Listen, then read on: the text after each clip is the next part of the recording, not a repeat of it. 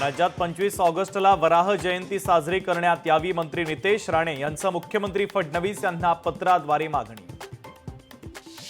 शरद पवारांच्या राष्ट्रवादीचा सिडको भवनावर मोर्चा, रोहित पवार आणि शशिकांत शिंदे मोर्चात सहभागी, संजय शिरसाट यांच्या राजीनाम्याची मागणी।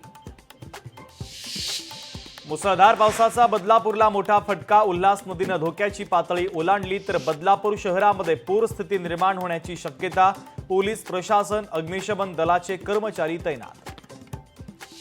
पुण्याच्या ताडीवाला झोपडपट्टी परिसरातील अनेक घरांमध्ये घुसलं पाणी, मुसळधार पावसाचा ताडीवाला रोड परिसरातील झोपडपट्टीला मोठा फटका। मुसळधार पावसाचा कोकण रेल्वेलाही फटका, कोकणात येणाऱ्या अनेक गाड्या रद्द, कोकणात येणाऱ्या अप आणि डाऊनच्या गाड्या रद्द।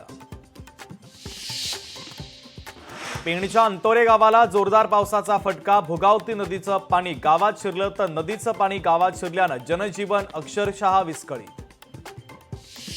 वसई विरार शहरामध्ये पावसाचा हाहाकार, रस्त्यावर पाणी साचल्यानं नागरिकांचे हाल तर सोसायटी आणि घरातही शिरलं पावसाचं पाणी।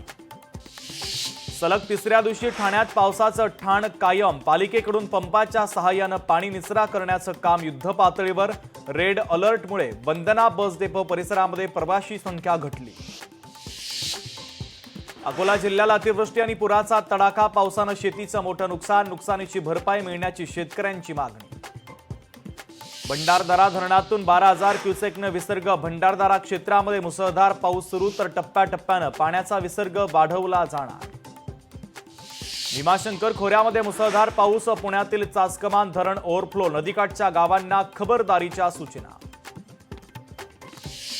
कृष्णा आणि पंचगंगेच्या संगमावरील नृसिंहवाडीचं दत्त मंदिर पाण्याखाली, उत्सव मूर्तीचे दर्शन घेण्यासाठी भाविकांची मंदिर परिसरात गर्दी।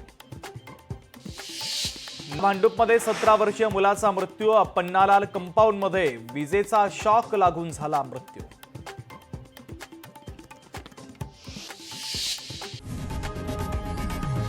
लोकशाही मराठी ऐका, पहा, जागरूक रहा।